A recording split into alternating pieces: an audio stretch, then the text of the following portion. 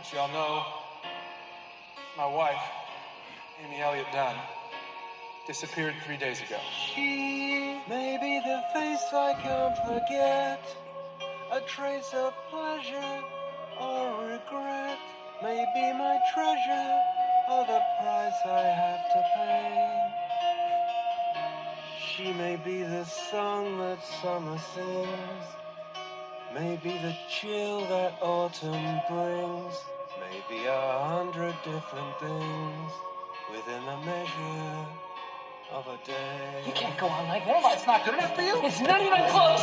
She may be the reason I survive, the why and wherefore I'm alive, the one I'll care for through the rough and rainy years. Me, I'll take her laughter and her tears and make them all my souvenirs. Where she goes, I've got to be. The meaning of my life is she.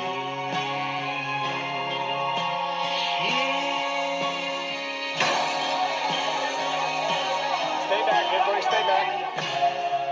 I did not kill my wife. I am not a murderer. Well, truth be told, he's kind of right, but welcome to Time About the Movies, everybody. Today we are taking a look at the 5 films of October 3rd, 2014, and there's no bigger new release this weekend than Gone Girl, based off the best-selling book by,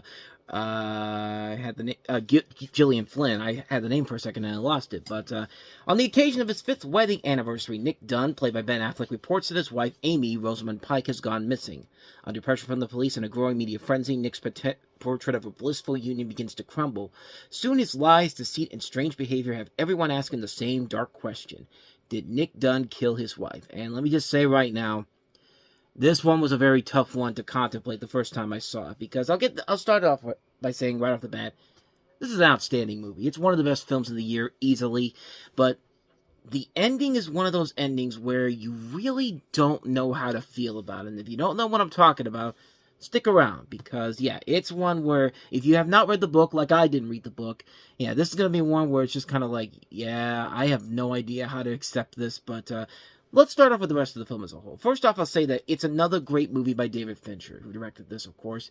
It's his amazing abilities, and he continues to prove he can create very dark and gloomy elements in these type of situations very well. The cast overall is great. I think the script was very well done by Gillian Flynn, who wrote the script for this, which usually when you have an author coming in to write the script for this and she's never written the script before, or he's never written the script before, yeah, it's going to backfire almost immediately. But this is one of those ones where it's just kind of like, no, I got it right this time around. But, yeah, Ben Affleck once again gives an outstanding performance. Rosamund Pike is outstanding in this movie. She is so good in this. Haunting and chilling as Amy, especially after the first hour when you realize what's actually going on with her. But again, we'll touch on that a little bit later.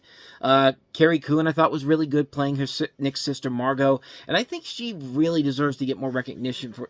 Didn't get the proper recognition she deserved for this, because she was really good in this. Surprisingly, it was Tyler Perry, too. I thought he was actually pretty engaging overall as Tanner Bolt. Neil Patrick Harris was pretty good in here as Desi.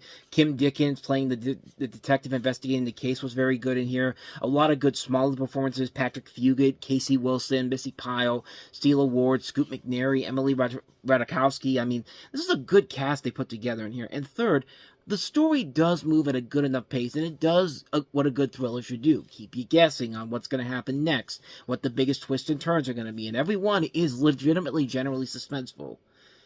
Which brings us to our ending, and it's one of those endings where, honestly, you really don't know how to feel about it. But then again, that's what makes a good movie interesting, because sometimes you don't know how you're supposed to feel about a specific ending or not. This is definitely one of those ones where you could definitely see the arguments for both sides here. I mean, you don't know who to root for: Nick, despite the fact that he does cheat on his wife with Ratajkowski, or Amy, who we find out at the hour-long point is actually not who she claims to be, and tries to frame Nick for her murder and leads a double life only for her to end up returning to her husband.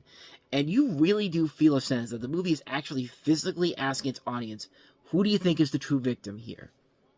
And You know, for me, from a male perspective, and if I'm in Nick's situation where he has a baby on the way with his wife, and we find out he's a psychopath, a nutcase, and a killer as the film goes on, yeah, it's a tough situation because I probably would have done the same thing Nick did in this film and just go with it because nobody would probably believe me after the craziness that Rosamund Pike does in this movie. The fact that my wife played a part well enough so that nobody would believe me, and also she probably would have killed me after the baby was born. But yeah, it's a tough thing to call on here. And really, by the end of the movie, it really feels like a what would you do situation. Like, the movie is legitimately asking you, how would you handle such a situation? And I really don't know how to feel about the ending overall, even after all these years later, but the film ends like the rest of the movie, dark and somewhat depressing. And I've said before, you know, you leave it ambiguous. Yeah, I've been very critical about that. I mean, Swing Vote's one of the more notorious examples of how a movie just decides to create your own ending. But this is where it works because you really don't know which side of the spectrum to be on here. You do feel for Amy, but you realize that she's a psychopathic nutjob that will kill anybody and do whatever she needs to get her way. But then you have Nick, who, yeah, seems like the innocent person, but then you realize that, oh, he's been sleeping around on his wife, and it's just like, yeah, she's got him cornered, so he has nowhere to go. And like I said, he probably killed her when this movie was over, and she had the baby. It's just like, thank you, your services has been done. Boom, you're dead. And now nobody will believe that I killed you. Like, I don't know. That's just my personal thinking behind it. I know it's like a wacky cuckoo theory to some people, but I don't know. Let me know what you think down below. But regardless, though, that's what I come to see David Fincher films for, because he knows how to handle perfectly handled, dark and depressing movies and make them incredible. And Gone Girl is yet another masterpiece from Fincher. A lot of great performances, a good story, a dark visual style, and it really is one of the best movies that came out in 2014. Easily one I highly recommend. If you haven't seen Gone Girl, seek it out. Even if you never read the book, you'll still find a lot to enjoy about it. No question about it. So with all that said, let's go ahead and move on to our next movie. And yeah, this franchise did not start off the best way possible. Here's Annabelle. Small, like a hand or a leg was in a different position.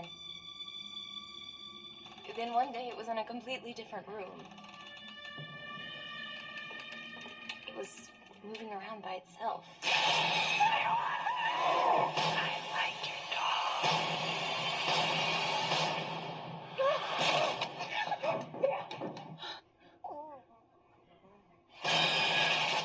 Annabelle, in theaters October 3rd. By the way, the lead actress of this movie is named Annabelle too, Annabelle Wallace. So, I mean, why don't we just go ahead and have everybody named Annabelle here? Because, I don't know. But, yeah, like I said, this spin-off franchise did not get off to the best starts overall. John Form, who has a bizarre-ass name. I mean, John Form, I don't know, but John Form has found the perfect gift for his expectant wife, Mia, a beautiful, rare, vintage doll in a pure white wedding dress. But Mia's delight with Annabelle doesn't last long. On one horrific night, their home is invaded by members of a satanic cult who violently attack the couple. Spilled blood and terror are not all they leave behind. The cultists have conjured an entity so malevolent that nothing they did will compare to the sinister conduit to the dam that is now Annabelle.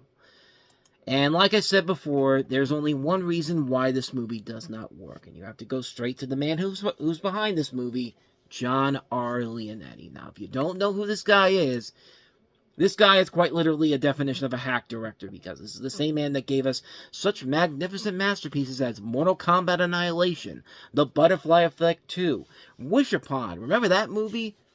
Probably not if you're watching this chronologically, but we'll get to that in 2017. But, yeah.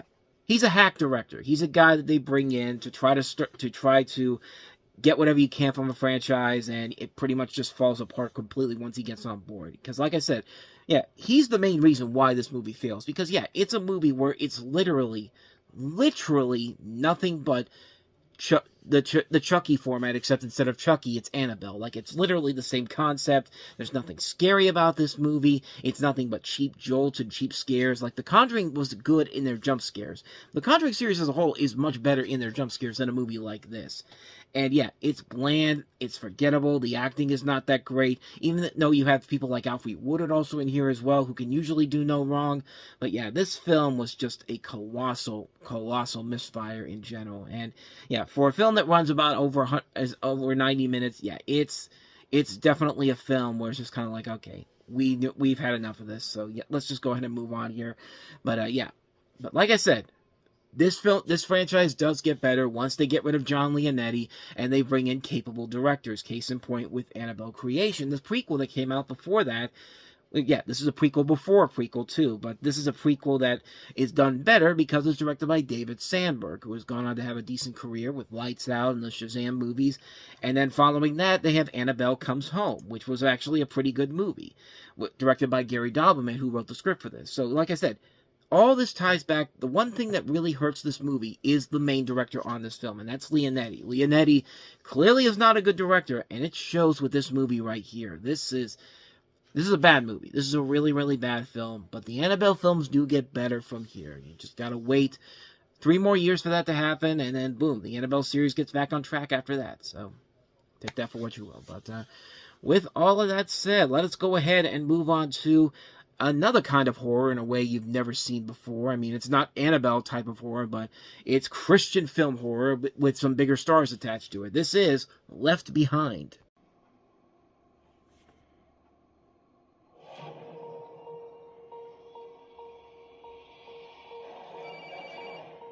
Hi, Mom. Chloe, welcome home. So is everything set for Dad's surprise party? He got called into work. Can I buy you a coffee? I'm waiting for someone. My dad. Hi, sweetheart. Hey. Welcome aboard PanCon Flight 257 to London. Flight time today will be 6 hours and 30 minutes. I love you.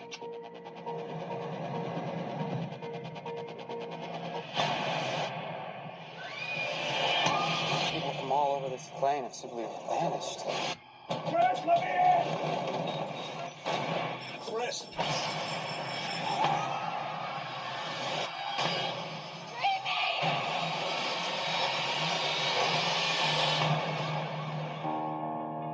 I know you all want answers, and believe me, so do I, and I'll do my best to get them. I heard some doctors talking. It's not just here. It's all over the world. Mr. Thompson, what's happening? It's the rapture, Shauna. The rapture. The virtuous have gone to heaven, and the rest of us have been left below. Left below? Where have I heard that before? It's the title of the movie. It's everywhere. We were fools, and because we rejected God, tacitly accepting Satan, we must suffer through the apocalypse. I thought all religions were a path to God. I was wrong. Why did I put my faith in science and technology? Oh, why did I choose to be gay? See, you couldn't really tell the difference between The Simpsons and Left Behind, could you? Except the fact that the guy literally said the title of the parody movie, Left Below, and you see Homer there, but you get the idea. This is basically a remake of the 2000s movie, which was in and of itself based off of the book of the same name, which is a Christian apocalyptic thriller where you have Nicolas Cage as a husband and his wife, played by Leah Thompson, facing marital difficulties, as well as their 2 children. One of them's coming back, and the plot is mostly altered to mostly take place on an airplane, and the Antichrist does not appear as the rapture happens. You have a cast that includes some notable names in here: Nicolas Cage, of course, Leah Thompson, Chad Michael Murray, Nikki Whelan, Jordan Sparks from American Idol. So this was a Christian movie that was trying to appeal to more of a mainstream audience, and boy, did it fail miserably. I mean, this makes the original Left Behind look like Citizen Kane by comparison. I mean, this makes the other bad Christian movie of the year, Saving Christmas, look better by comparison. I mean, good Lord, this movie was just such a mess of a film. And for Nicolas Cage, a man who's been involved in some of the worst movies ever, Bangkok Dangerous, Season of the Witch, Next, the Ghost Rider movies, what else? He's had a lot of bad movies in his career. But yeah, this may be the worst of the worst. And that is saying a lot about Nicolas Cage in general. Because here's the thing about Nicolas Cage in this movie.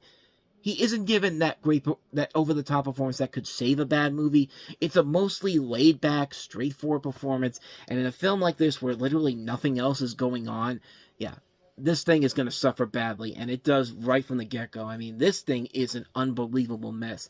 I mean, the fact that they tried to make this more mainstream, when it's really just a Christian movie, I mean, it fails miserably to the point where even Christians would look at this and go like, man, don't insult our intelligence with this, man. Kirk Cameron would look at this and go like, guys, you're pushing it way too far here. I mean, that's how bad this movie is. I mean, do I need to tell you anything else about this film? It's pretty bad. It's really, really bad. They packed as many stars as they could in here. They saw the success of Miracles from Heaven earlier in the year and said, oh, we could do that with our movie. And no, you can't. So there you go. That's all I have to say about Left Behind. So let's go ahead and move on to our next movie, and that is The Good Lie, starring Reese Witherspoon. Everywhere agree. The Good Lie is an absolute inspiration. They had hope, and they had each other, and that's all they needed. Unlike anything you've ever seen. Phenomenal. Very emotional. One of those movies that makes you think a lot about life. It's moving and unforgettable. Inspired by the incredible true story. It's our story. It really shows what happened years ago. You can come from nowhere and become somebody. The most beautiful part is to be able to share it. I will pray for you. ERD. ERD? It means great white cow. Better than a lot of things I've been called. The Good Lie, rated PG-13, starts October 3rd. On the one hand, I'll give him points for not showing Reese Witherspoon until the very end of the movie. But, yeah, I thought that was kind of intriguing that her name's all over the marketing. I mean, you see the poster in the background, but, yeah, they don't really show her much in that little trailer there. But at the same time, though, this is definitely an Oscar bait movie. I mean, I'll give him points for bringing back the theater reactions after the movie. You know, the whole people going like, "Oh, it was so uplifting and so captivating," because we hadn't had that in a long time. So I guess I'll give him points for that too. At the same time, though, this is not really that great of a movie. It's the definition of an Oscar bait movie. You have a story that follows 4 Sudanese children orphaned after their village is massacred in the Second Sudanese Civil War, who make an arduous, dangerous trek through the plains, enduring hardship, death, sacrifice, all the way until they reach safety in a refugee camp in Kenya. Years later, these youths are among 3,600 selected for resettlement in America, only to have one girl among them to send to Boston, that one played by Reese Witherspoon. While the 3 boys must make a new life in Kansas City. Together, these young men must adjust to an alien culture as the emotional baggage of their past haunts them. However, these newcomers and their new friends, like employment counselor Carrie Davis, strive to understand one another in their new home as they make peace with their histories and a challenge that will change all of their lives. And, yeah, it's a movie where we've kind of seen this story done before. It's basically kind of a fish-out-of-water story, and I guess to the movie's credit, it's not terrible. It's not a bad movie per se.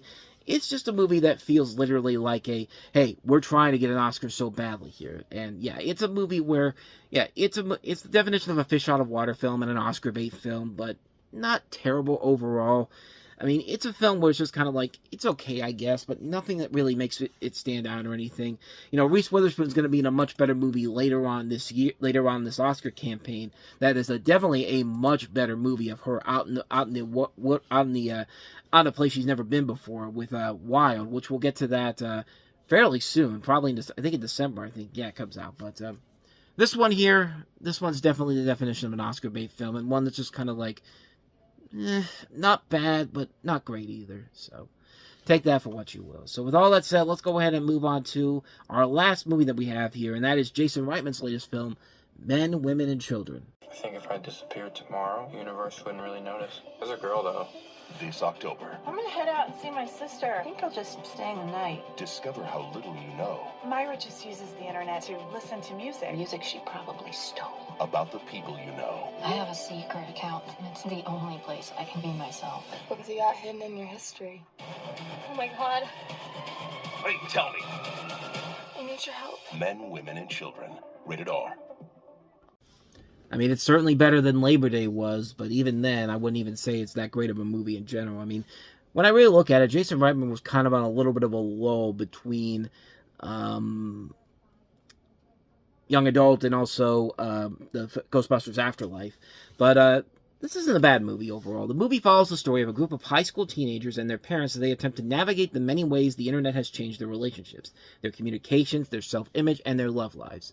The movie attempts to stare down social issues such as video game culture, anorexia, infidelity, fame hunting, and the proliferation of illicit material on the internet.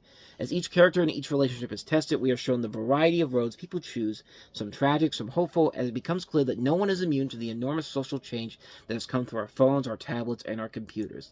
Quite literally, the thing I'm recording on right now is my phone. So yeah, the things that we were able to do now with our phones and all that is amazing in this day and age. But yeah, like I said, man, this is a film where it's not bad, but it's definitely a movie where you feel like there was so much more left on the table, especially with the strong cast they have in here. I mean, you're talking about Emma Thompson doing the narration. You got Rosemary DeWitt, Jennifer Gardner, Judy Greer, Dean Norris, Adam Sandler in a more serious role, Anson Elgort, Caitlin Dever, J.K. Simmons, David Denham, Dennis Haysbert, Timothy Chalamet. This is one of his earliest film roles in here. Phil Lamar, the great voice actor, has a role in here as the Shrink. You see him in that trailer there.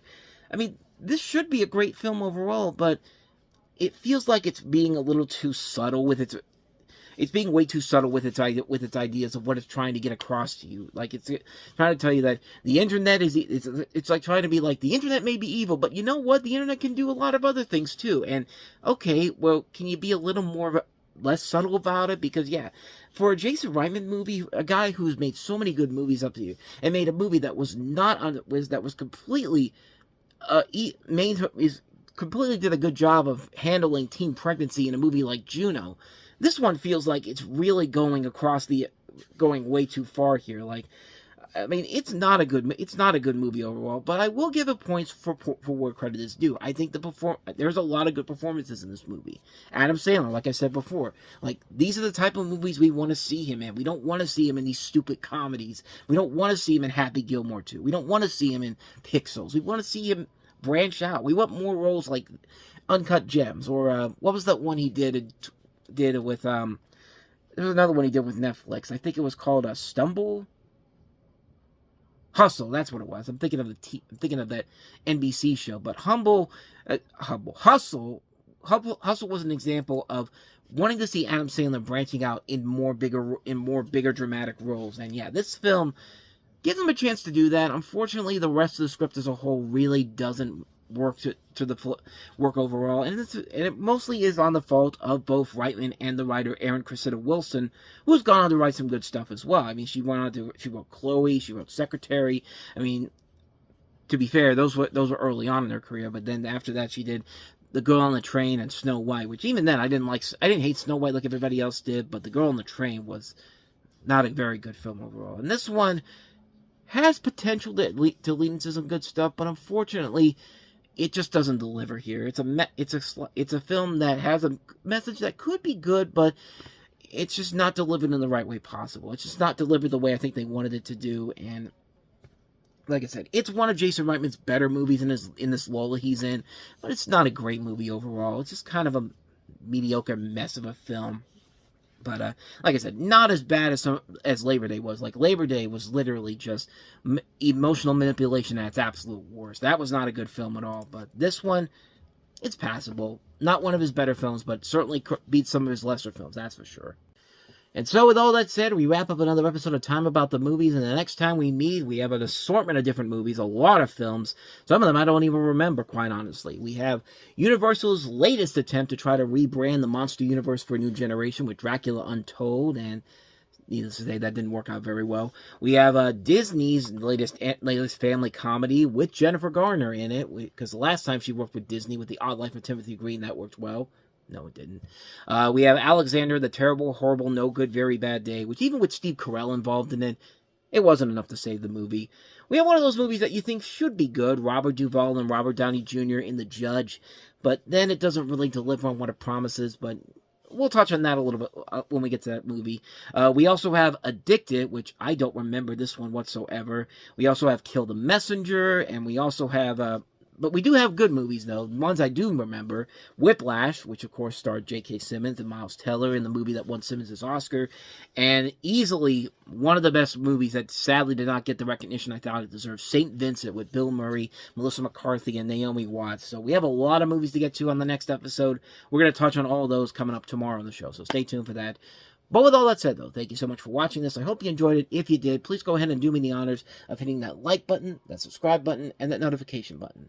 Also, don't forget to check out our playlist, and don't forget to check out the previous episode. So with all that said, whether it's in the past, the present, or the future, I will see you at the movies. Take care.